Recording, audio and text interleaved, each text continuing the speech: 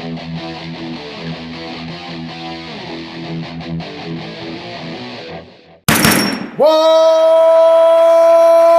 up, nerds and nerdettes, and we little nerdlings all?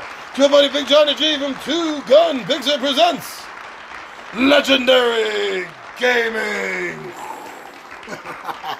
I am here because we just finished our first game. Me and Alex had both kickstarted Tiny Epic Zombies. And myself, Alex, Anthony, and Steven just finished playing it. And Double A, they got some thoughts on the game. What's up, Anthony? How you doing? All right, how are you? I'm okay. It's Saturday, we're gaming, so I'm doing pretty good. It's always good. Alex, how you feeling? Good. All right, so this was an interesting game. Yeah. To say the least. What are your thoughts after our first encounter with it? What's your first impression? I'm going to let Alex go first since he was one of the three actual players. I, in this game, was playing the zombie. So the game is basically the zombies can either be an AI or can be controlled by a player. This time we had Anthony controlling them. Being the guy who wants to maraud everybody, so. And the zombies' goal is to either kill all the players, kill all the players' survivors, or run out the clock. That's the three ways the zombies win. So the players, the humans, are running around trying to complete three objectives, which have multiple stages to each objective, and basically before the search deck runs out. Right. So that's the time limit on them. And without dying too many times. I think you have two, you can die twice, and then the third time it's game over. It's like a real game of like video game stuff. Right. Yeah. And as the players die, the zombie player gets their card, flips it over, and turns it into a zombie. Which never happened in our game. Which I was hoping for. No. Yeah, it never happened. It never came to fruition. We got close a couple times. Like close. I got like 2 or 3 health points apart. Like right. Because you have health and ammo as they approach. And you're kind of like squeezing Camera them quick together. Yeah, and so I got it like 3 damage and 5 or 6 ammo. Yeah. It was as close as I got. But it's just so easy to heal and so easy to recover ammo that it just never happened. No, it would. Myself playing the zombie, I thought I was going to have a good tactical advantage. Yeah. When I was dealing out the cards, there's 4 cards in the deck called event cards, which are no bueno for the players. Right. But very good for me. I was very lucky within the first 8 cards that I had 3 events, so it started off rather well. Everybody was making noises. My zombies would know where you are. But then, that first round, it was pretty much downhill for me to the point where you could look at the board and say, well, I'm never going to capture anybody, so I might as well start trying to take down the wall like you would probably see in, The Walking Dead. The wall only got down to one time. Steven's character was able to repair the wall and then add one since he was the mechanic, I think. He was the mechanic. Yeah. And the other thing I did not like is that they could repair gates were in 2 locations that were 1 space apart from the center where you had to repair the gate. So even sending zombies in to wreck the gate really didn't do much of anything. Yeah. So for me being a zombie, this game was kind of... I don't want to say a letdown, but it was a exercise in futility. There was really no way for me to actually win. I had to let time run out. Yeah. Hopefully, and that was it. Even that didn't happen. And there's not a whole lot you can do to delay because we could just run through and kill all the zombies. Killing zombies is just you choose to use a bullet and shoot them, or you walk in and roll a dice and see if when the zombie dies, does it do damage to you first. Right. Right. So killing zombies is a given. They were more like speed bumps at that point. Yeah. It was like, oh, they're dead. Oh, they're dead. Oh, they're dead. So, yeah, it's the board is chosen randomly, so these cards all that go around, they're all double-sided, and you lay them out randomly. So we just happen to get the setup where the supplies, which you used to build it, are just right there. Right there, yeah. So Yeah, I mean, the difficulty level just wasn't that high. And it wasn't because Anthony wasn't playing well. He was playing pretty optimally. It was just how the game worked out. Yeah, I mean, there was one point at the very first round and a half, almost 2 rounds, where I had a ton of zombies every place. But soon as yourself and John and Steven would go, by the time it got back to me, I was down to what you would see here. This is actually a lot of zombies out on the board for me. For you, yeah. Normally I'm down to 3 or 4 zombies, and I really can't do much of a move. Even if I go to a move like, I have a power on my card that automatically takes out a zombie, so he's gone. So it's like he pops up, I killed him, so he's already dead. Right. So it was almost a waste of a turn. Yeah, I mean, you get 2 zombies a turn. Yeah, I use the athlete. Right. So I was able to ignore doors if there was somebody in there. Like, I didn't have to start on the number 1 point. I was also able to move 2 zombies, randomly in case like their colors and everything came up, but it really didn't do much. No. It really never came to the point where I was like, oh, I'm going to get somebody. Oh, I'm going to knock down the gate. Never even, like, what's the word I'm looking for? It never came to pass. Yeah. Well, and the funny thing was, John got the motorcycle once in the game. Once. And we could have come over and got it more. We didn't need it. As you can see, there was 3 zombies in there. That we were like, that was almost a waste. Yeah. It was like, we really don't need the motorcycle.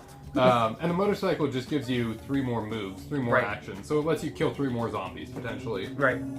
Which he did. He went on a rampage. He killed like 5 he went literally from here all the way over. It was just like, get out of here! Get out of here! And, sliced down everything. I'm like, okay, well, all those zombies I put up for nothing. Yeah. So, I don't know. It just seems like we had a little trouble with some of the wordings of the rules. Yeah, we did struggle with the rules a little bit, especially with the athlete zombie, because he can move zombies, but then nowhere else in the rulebook do you move zombies, but then it uses the word once when it really means place it, like it place does. it.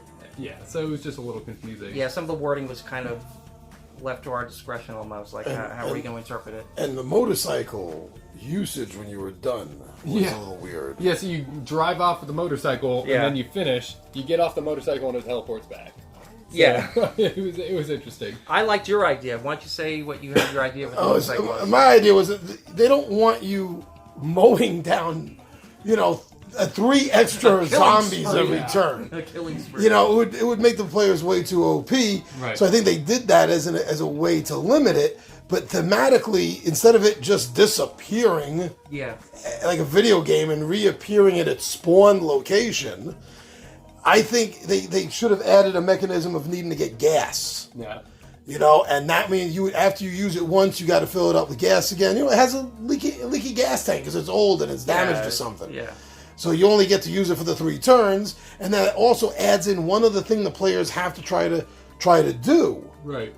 That's what I felt was against me. I felt like you guys, we were saying it in the game, like, why wouldn't you always come and take a turn in here and heal yourself up twice and then go and do something else? There's nothing really preventing you guys from healing up 2 points every single move, because they're all so close, you can just duck right back, and you're forced to do 3 moves anyway. How was it you phrased it, Alex? It was like a triple threat space or something? So when you got the supplies and you brought them back, you got an item, so you got a power up from an item. You repaired the barricades 2 points. 3 if you're using a mechanic like Steven. Right.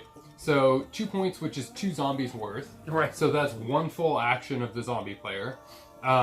If you're the mechanic, you add another point and heal a ammo.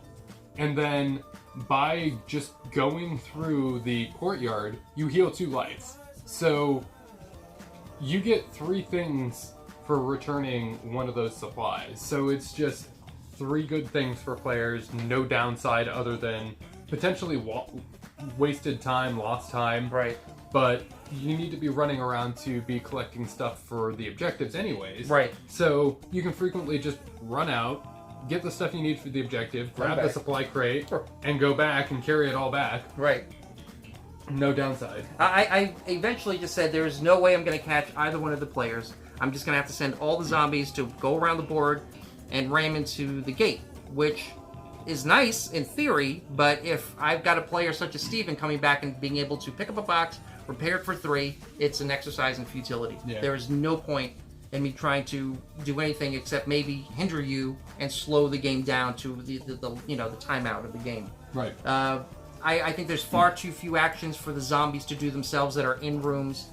Like I've got 3 here. Why would I keep 3 here if nobody's coming to the room? I think these should be able to move at least 1 room per turn when I get to go in between all your turns, just to change it up a little bit, give myself a chance to maybe come and knock down the gate. Yeah, so instead of you having to use an action. Right, use an action. Yeah, I mean, they should be able to move 1 space freely. That's just a small suggestion. Yeah, I mean, how it works is these zombies, they get placed out on the zombie player's turn every turn, 2 of them, and once they're placed out, they stay there. They don't move. Right.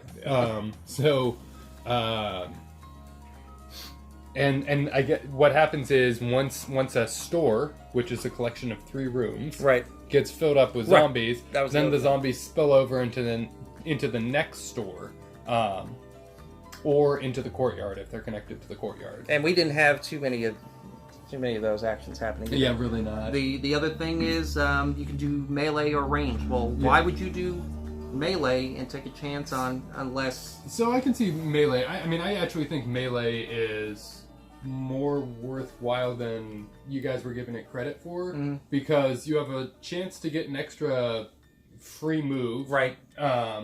And you have a 1 in 6 chance of losing 2 life, right, and a 1 in 6 chance of losing 1 life, right. And if you lose the 1 life, it's really the same thing as losing an ammo. That's all it is. Except that there's more places that on the board with our setup, right, that recovered ammo, and I was a character that could recover ammo more easily. Yeah, your first moves were like that. You're like, I shot a bullet, but I gained a bullet. I shot a bullet, but I gained a bullet. I was the janitor who cleans up, and when he cleans up, he kills the last zombie in a store, and so he gets an ammo back. Yeah, so really I could just go around shooting the last zombie in the store, and it didn't cost him anything. Yeah. So I mean, part of it should have been the characters that we ended up with were just true. That's true. Really good characters and synergized well, but I don't know. I don't know that was a major factor. I think Steven brought up a good point too, or you did. I can't remember who, but you were like, maybe this works better with only 2 players and a AI zombie, since, like you said, by the time it gets back to me, you guys have really wiped out a ton of my zombies, or you've repaired the gate, or you've repaired.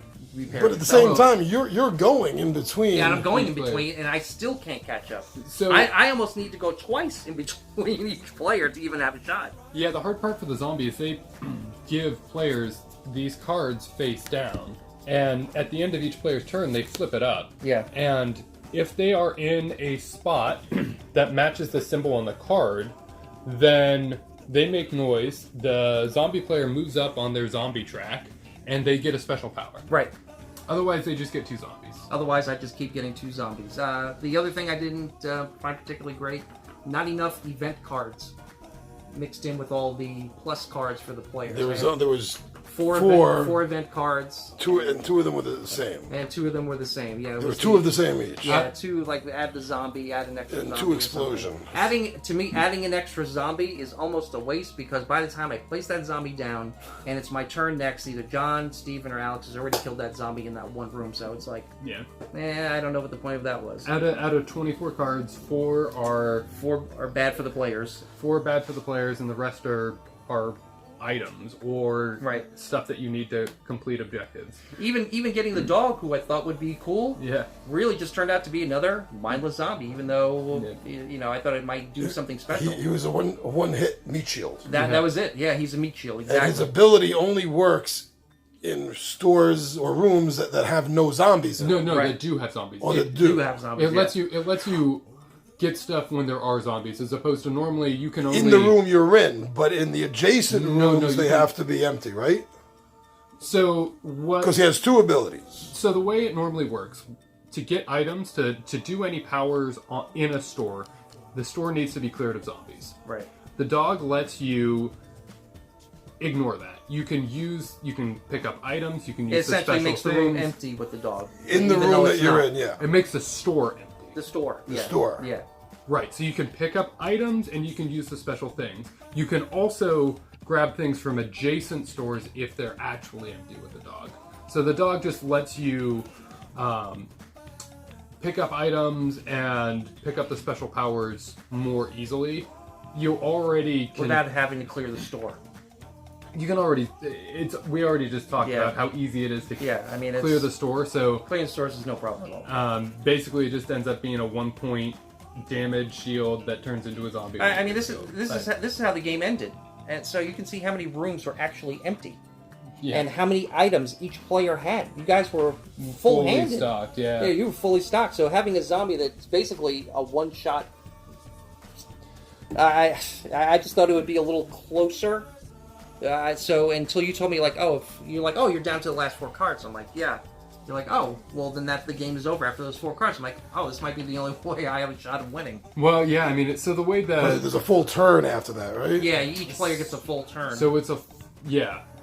It's a full turn after the last search card that a player has is flipped over. Not even the last search card that you have is dealt out. That's flipped over, So, the time limit... And when I'm giving you nothing but radio, shotgun, you're like, oh, well, what good is this? Yeah, I mean, by the end of the game, you have all 20 of your beneficial items out. So, I mean, it's... The players... have it pretty good. I'm not saying this was a terrible game. I mean, I like it, but it needs to be tweaked a little bit to where if you're going to have 1 player versus 3, you really have to come up with something for the zombie player to keep himself interested. By the 5th turn or 6th turn, I'm already thinking, can somebody just end this? I mean, there's no point. I can't knock anything down, and I can't capture anybody. When you had 4 and 5 left, that was the closest we got. That was it. Yes, so, I mean, I also think that the game's just... It ended up being a little long for the fact that it kind of... Once we realized it was over, it was kind of like, oh. Yeah. I mean, the last few objectives... We ended up getting down to 1 mission that we needed to complete. One was like flipping these little science tokens over. You have to put them... You have to get them in here in a specific order. A, B, C, D, and then D, C, B, A. So, like a snake effort. So you go around, you figure out where everything is, and as you're getting lucky, you're picking stuff up, but then you just remember where they are on the board. Yeah. I mean, having to flip them back over is... It's like a game of memory. Yeah, but it's not a difficult one. No, not at all. I mean, the missions were interesting. They weren't... The weapons are fun. They're cool. Challenging enough to be difficult. Yeah. But... Yeah, I mean, maybe more of a limit on how much stuff you can carry would be helpful. I mean, you can only carry a melee weapon and a ranged weapon. Right. And then a backpack item. I think it was kind of stupid the dog was a backpack item. Yeah. Yeah. It should have been a separate companions, thing. You can have a companion, but you can also have someone else in your backpack, because you're not putting the German Shepherd in your backpack. I mean, I get why they did it that way. I mean, and if, there was one room... I already had the German Shepherd, so he's in my backpack. Yeah. And an item to pick up is a star, a throwing star, which goes in your backpack. But I can't pick up the throwing star and put it in my backpack because for some reason I have a German Shepherd in my backpack. And that annoyed me. That irked me. Yeah, it was very, very odd. This is one of the more, I don't want to say challenging or complex, but just not a lot of incentive for the zombie player, the AI, just not a lot. I mean, it was cool that they let somebody play the zombies. Which is great, yeah, that's fun. But sure. it wasn't... You guys were never in danger. Yeah. Never. There wasn't enough of a threat, and the threat really for us was time. And right.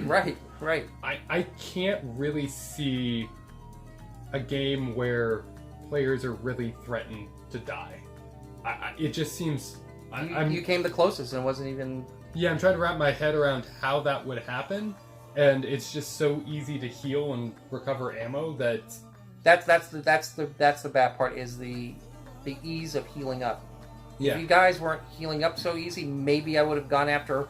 Oh, Steve, I'm going to keep chasing Steven around because he's trapped in these rooms and I got zombies all around him. There was a time where he was in a room and I had zombies here, here, and here, but by the time...